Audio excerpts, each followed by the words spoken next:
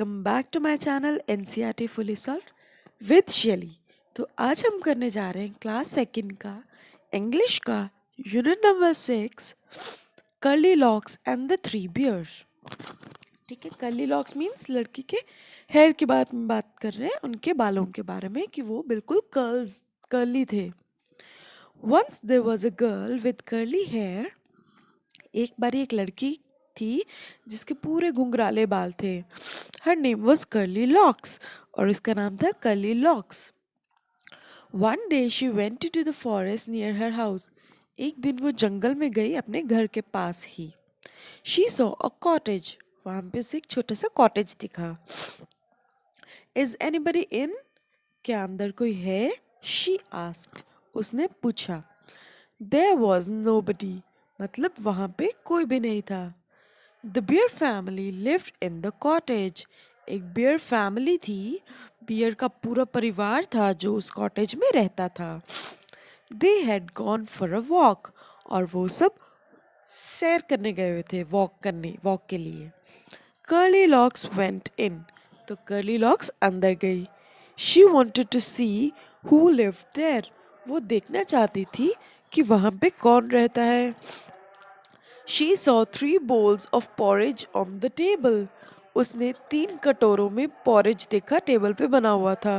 Porridge एक तरीके से ना जैसे दलिया टाइप होता है ना, वैसे ही एक चीज होती है, जैसे ओट्स लगा लो, दलिया ऐसी सी चीज होती है। There was a big bowl for पापा बेयर। पापा बियर जो थे उनके लिए सबसे बड़ा बोल था वहां पे, मतलब सबसे बड़ा कटोरा था। अ मिडल साइज बोल फॉर ममा बियर और एक मिडल मतलब बीच का जो कटोरा था वो ममा के लिए था। एंड अ टाइनी लिटिल बोल फॉर बेबी बियर और एक छोटा सा कटोरा था बेबी बियर के लिए जो छोटा बेबी है। Curly locks was hungry. अब कर्ली लॉक्स को भूख लगी हुई थी। She at the porridge from the big बोल। तो उसने क्या किया, उसने बिग बोल उठाया और उसमें से उसने सारा पॉरेज खा लिया। It was very hot. वो बहुत गर्म था। She ate from the middle size bowl. तो उसने अब बीच वाले जो बोल था, जो मिडल साइज का कटोरा था ना बीच का, उसमें से भी खा लिया। It was too cold. और वो बहुत ठंडा था। She ate from the tiny little bowl. फिर उसने छोटे वाले जो कटोरा था सबसे बेबी के लिए जो था वो खाया। It was just right. वो बिल्कुल सही था। Curly Locks ate up all the porridge. तो कर्ली लॉक्स ने सारा पॉरेज खा लिया। Then she went to the bedroom.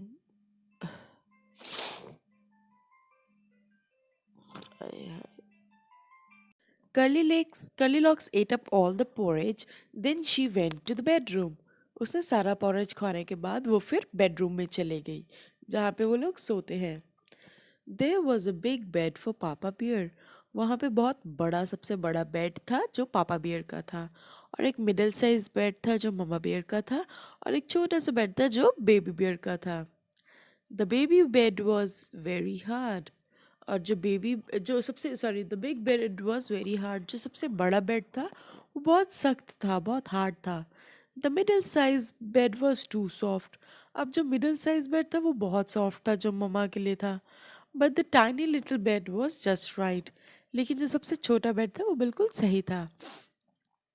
Curly locks fail asleep in the tiny little bed.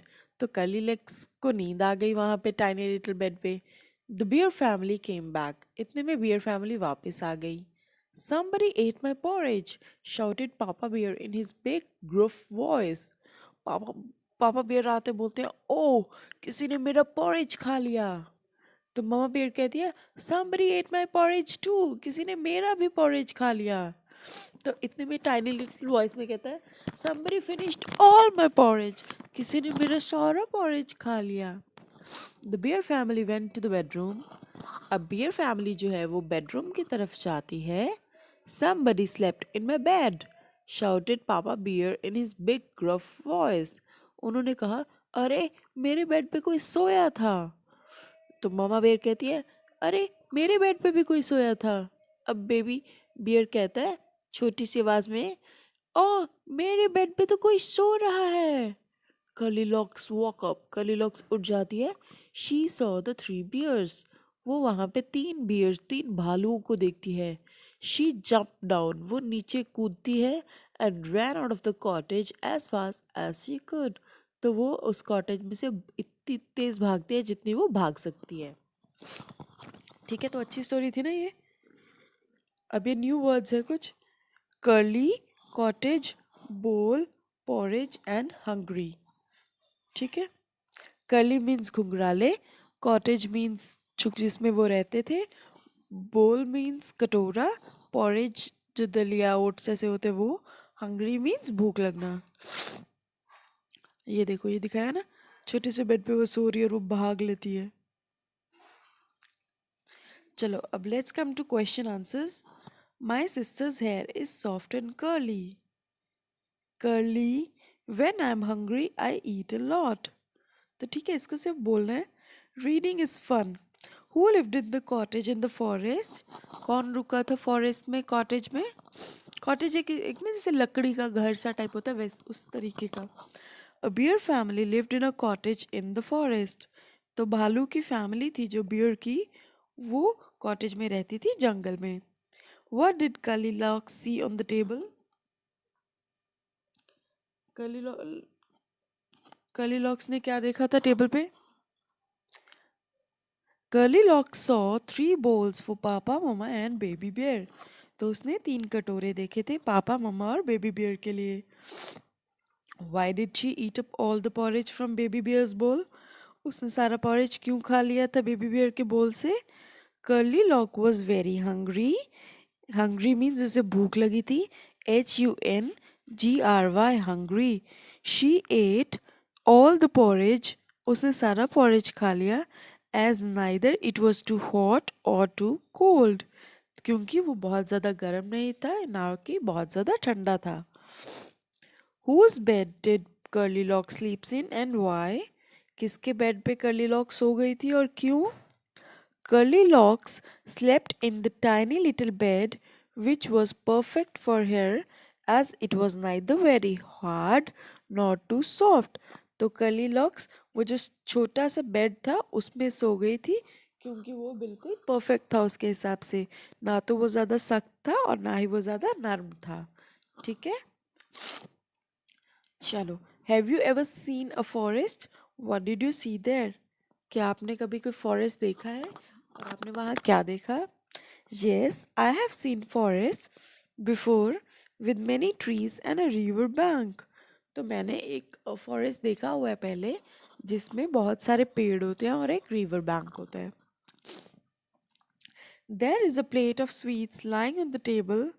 You want to eat some sweets. What will you do? अब वो कह रहे हैं एक स्वीट्स मिठाई का प्लेट पड़ी है टेबल पे और आपको वो मिठाई खानी है, तो आप क्या करोगे? I will pick few sweets from the plate and eat them. तो मैं कुछ मिठाइयाँ उस प्लेट से उठाऊंगी और मैं खा लूंगी। Few, FEW स्पेलिंग है few के। Name a few things that you eat from a bowl. What do you call a bowl in your language?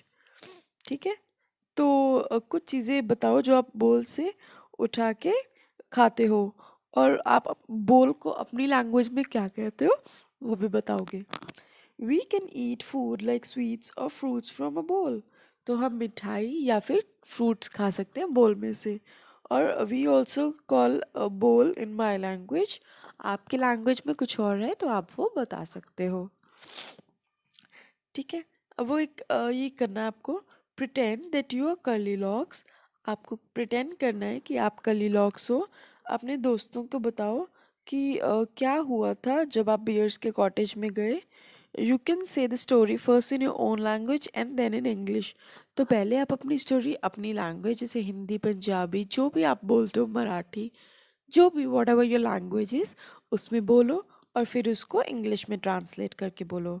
Begin like this, I am curly locks, I have curly hair. तो इस तरह से बोलना है कि मैं curly locks हूँ, मेरे कर्ली हेयर है। वन डे आई, मतलब one day I went to the forest, कि मैं एक दिन जंगल में गई। तो आगे आप अपनी स्टोरी जैसे थी वो कंटिन्यू कर सकते हो। ठीक है, द बियर फैमिली। अब ये पापा बियर है, ये मामा बियर है और वो बेबी बियर है। Bring pictures of your family members. तो आपको फैमिली मेंबर्स की पिक्चर्स लेके आनी है, कुछ चार्ट लेके आना है और उस पे लिखना है my family. Stick pictures of your family members and write their names. तो अब आपको कुछ पिक्चर्स फैमिली मेंबर्स की लगानी है और उनके नाम लिखने हैं. Use mister and Mrs for Elder people. आपको उनके लिए आगे क्या लगाना है, जो बड़े हैं, मिस्टर या फिर मिसेस. जैसे आपके पापा का नाम सपोज मिस्टर नरेंद्र सिंह है, मिस्टर आदित्य सिंह है, कुछ भी लिख सकते हो. ठीक है. और मम्मा का नाम जो भी है उसके आगे मिसेस लगाना है. Right, this is me. Stick your picture under it and write your name. अब जब आपको खुद अपनी फोटो लगानी है तो आपको उस पर लिखना है दिस इज मी.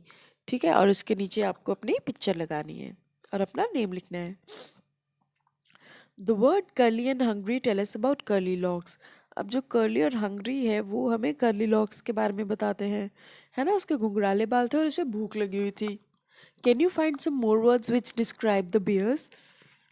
तो क्या आप और वर्ड्स निकाल सकते हो जो बियर्स को बालुओं को डिस्क्राइब करते हो कि ऐसे थे बालू. New form them into sentences of your own. तो उसके बाद आपको हमें सेंटेंसेस बनाने हैं. फर्स्ट है strong. My father is a strong man. ठीक है. तो स्ट्रॉन्ग मतलब मेरे पापा एक मजबूत इंसान है. Huge. Elephant is a huge animal. Huge means बहुत बड़ा जो होता है वो, उसको कहते हैं ह्यूज. सॉरी.